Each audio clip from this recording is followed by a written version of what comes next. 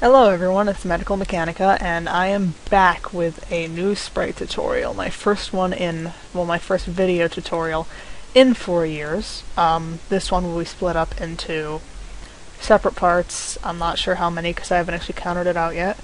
This is just going to be me doing what I normally do and explaining it to you guys, and that's about all the introduction you need. I've been spriting for about 6 years now. Mostly Pokemon stuff. I also do my own crap, and that's about it. So, I'm just gonna switch the music so I can have this on loop. Sorry about that. There we go. Turn it off a bit. You're not hearing my music, it's Market Land by Lemon Demon. Anyway. So let's start with the beginning, very basic tutorial, which is a LINEART tutorial. I'm going to expect you already have a design planned out, and if you don't, then I might make a separate tutorial later for planning out how I do designs.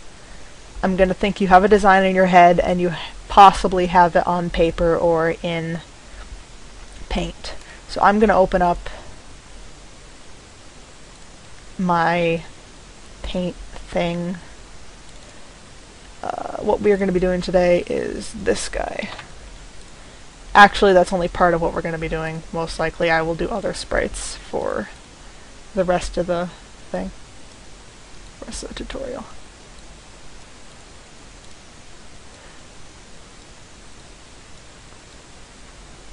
Like I said, a design tutorial will most likely be forthcoming eventually, maybe even tonight, you don't know.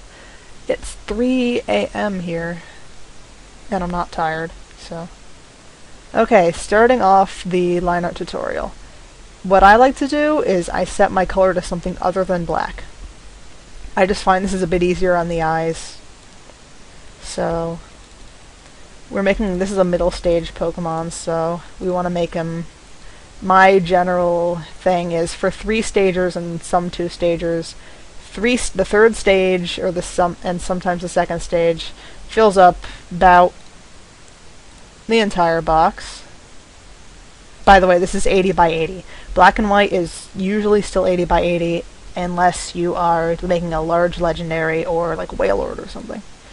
I'd say a middle stager would be about this big, and depending on if you're making a starter or something, a first stager about that big. So we are making a middle stager, and we want him to be around this size. So I'll make a mark up there, and I'll erase the black lines. I usually actually don't do this. This is just for reference for you guys. So I pick a color other than black, and I just start sketching.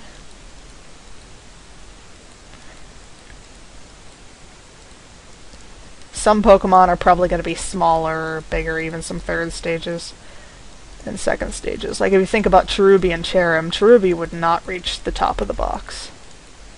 So plan accordingly what kind of Pokemon you're doing. This is my water starter, second evolution of my water starter, so we'll just be talking about the starter today.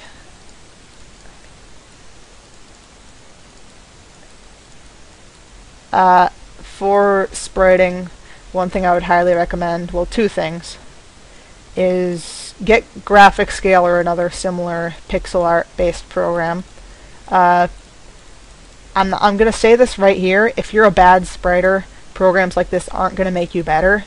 They're just going to give you more tools, which isn't going to make you better. So if you're bad, don't expect Graphic Scale to fix it, and please don't use the excuse, lol, I use paint, so I'm not a good spriter. I used to use paint all the time, and I was still not that bad, so... The thing about it is, the tools that you use are going to help you, but they're also not going to make you amazing the instant you use Graphic Scale or whatever you're using.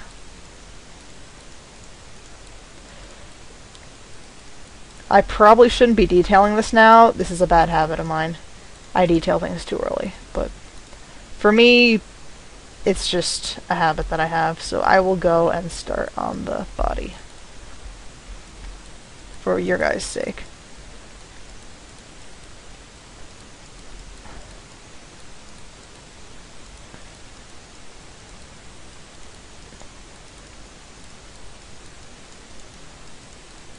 So one of the things I like to sketch out first is the legs. It's probably just by habit, because that's what the Pokemon's going to be, you know, walking on, floating on, whatever-ing on. I find it one of the easier things, and it helps get the pose down more quickly. But again, I would recommend using a wireframe. I just don't do one because I am lazy and bad. So, well, not bad, but you know what I mean. Bad habit, lazy, those kinds of things. Anyway.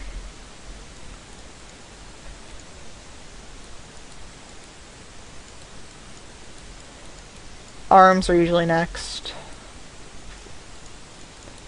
I can't express how important it is to use a wireframe, so I'm just going to use one from... I'll just show you what you should be doing. I'm sorry that I wasn't doing it. Especially before you get like poses down. This is how I draw wireframes for at least humanoid-esque Pokemon. I will show you how to draw one for like an animal-esque Pokemon later. Like a quadruped. See, you got his head. The arms would jut out from the shoulders over here. So now we can figure out where his other arm would be. Another thing I would recommend doing is look up references of stuff similar to what you want your Pokemon to be. Like, animal references are always great if you're doing similar to an animal. This is a catfish, so I could look up catfish references, but those really wouldn't help my anatomy because, you know, this isn't actually like a real catfish.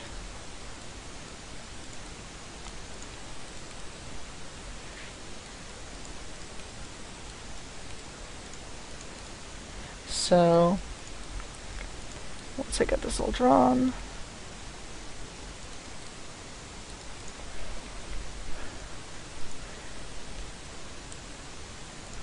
yeah, you can see from the wireframe that you can at least use it to check if you find that you haven't done a wireframe in the beginning. Then you can be like, oh, yeah, I could do a wireframe and see if the anatomy looks right. He's a little fat. I mean, he looks chubby in the original art, but it's a little too chubby.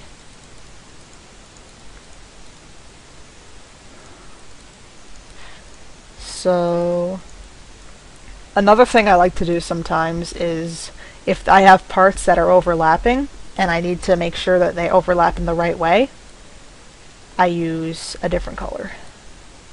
So that way I can tell what is overlapping where. See, I could probably use a different color for the second tail, too.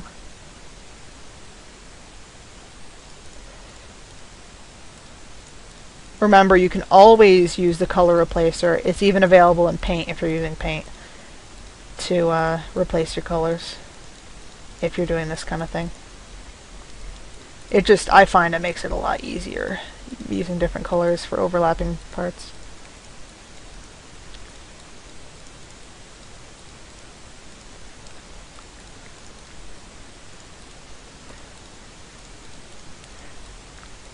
I just want to express how awesome Graphic Scale is for pixel art. There's another program called GraphFX that also seems pretty great, but that's a lot more advanced and not something I want to get into right now because I don't know anything about it. But Graphic Scale's got layers, got your color palette right there. You could customize the colors. A lot of these are custom ones that I have that I've used for different things. You can of course there's a dedicated color replacer tool which actually makes it not that as difficult to replace colors as with Paint. Obviously you can have two images at the same time in the same program, in the same window, which is a really, really great feature because you can have your references and your other Pokemon and stuff. If you're doing mixes, you can have the other Pokemon in different files. Just stuff like that. Makes your life a lot easier, and I would totally download it. And I will provide you with a link in my description.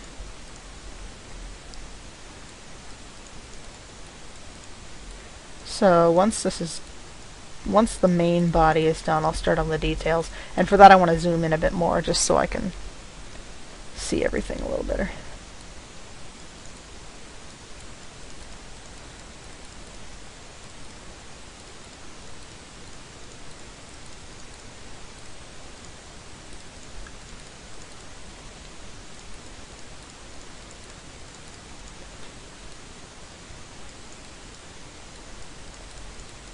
So this is another place where multiple colors could be useful. I'm not using them because I can kind of tell where everything is from my drawing, but just a recommendation if you're doing stuff like small details.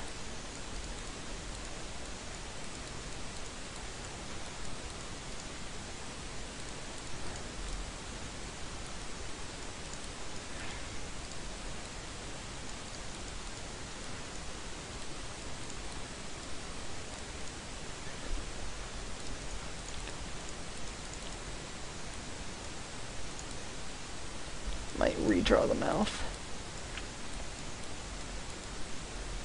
Yeah, it's better.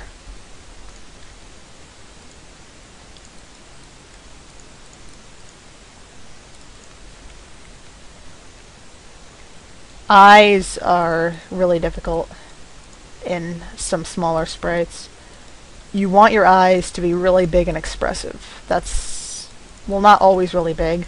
Like if you're doing like a Gen 1 style final evolution type thing, then don't make them really big, but usually you want your eyes to be big and expressive and show just what the Pokemon's about. This guy he's kind of lazy. He's like a Marshtomp-esque character, so we'll make him lazy.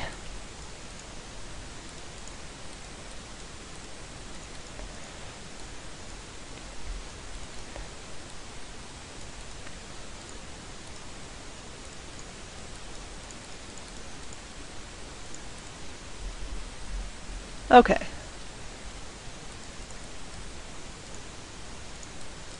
That needs to be fixed.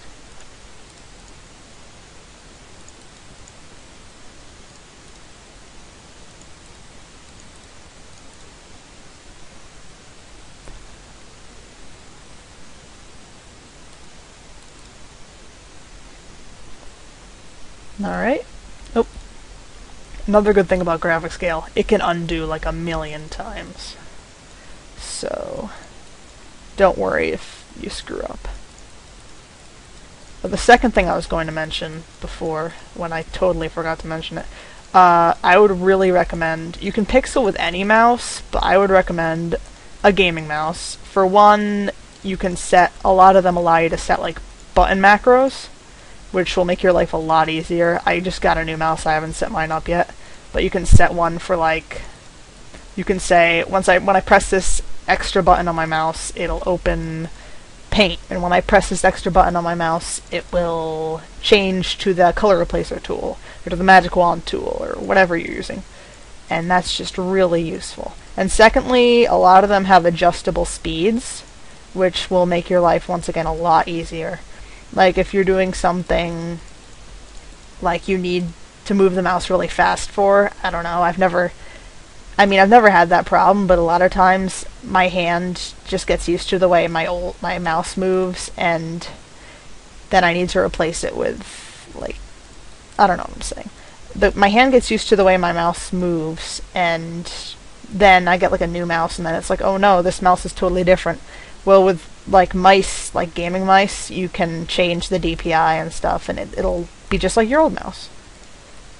And the speed change can also come in handy if you both play like FPSs or MMORPGs, and if you pixel, because I found there's like you want a different mouse speed for each.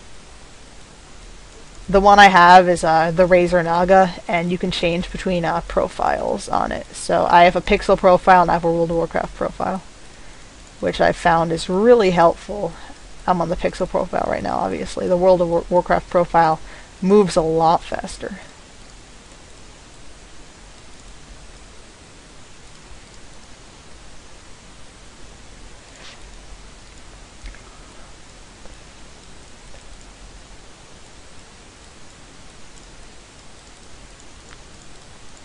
So, can't believe it's been 4 years since I've actually done this.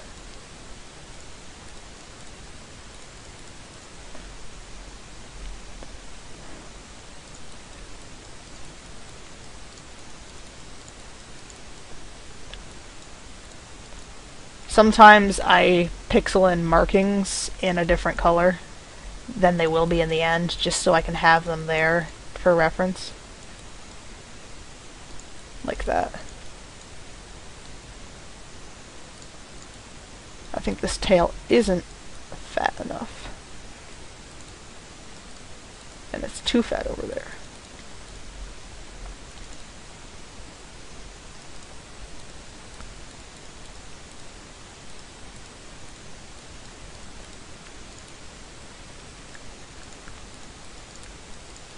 So I hope this video gets as much, it gets as much popularity as my other one, because I feel like that one actually helped people, even though I wasn't that good at the time.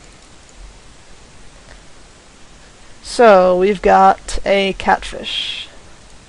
I need the fins on the feet. Sometimes in sprites you'll have to cut down on your original sized.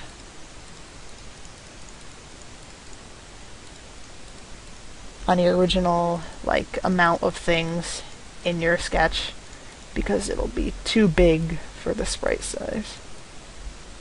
I've had to do that sometimes. You might have to change the pose, too.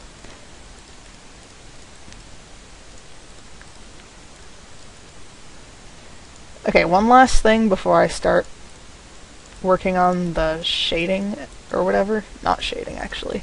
I'm doing that with a different sprite. There is something that I failed to mention with this, and that is, one second, and that is the most important thing. Clean your outlines. You've seen me doing it.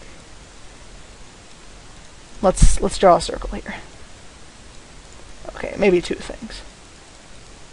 Okay. See what I'm doing right now? That is called cleaning your outlines. But look at that. That doesn't look like a circle at all. You want your outlines to be usually 1 pixel in all places. There are exceptions to this, like on eyes and stuff. Some places where pixels meet. But you usually want your outlines to be 1 pixel in all places. And never, ever use the circle tool to make a circle without cleaning it up afterward. It will be an abomination of God if you do it, and it'll be horrible, and everyone will hate you. So that's that's more like an oval, but another cool feature of graphic scale. Right-click and drag to select. It's so cool, right? I'm so used to it that I can't actually use other programs that well, because Catfish 2, Sprite, okay. Okay, so I hope this helped you learn enough about outlining so that you can outline your own sprite. And I'll be back with a tutorial on... Oh man, this is 18 minutes long, god damn it.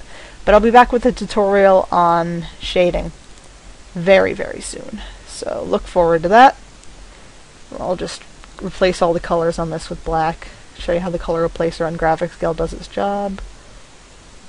Green, black. The little X button switches colors. You want to switch to the biggest brush.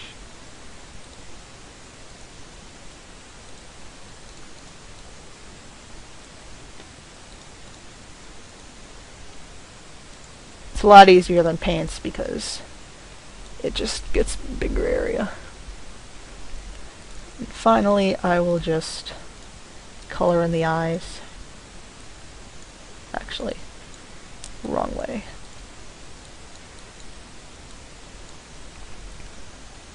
There we go. There's our catfish friend. So, until next time, see you very soon.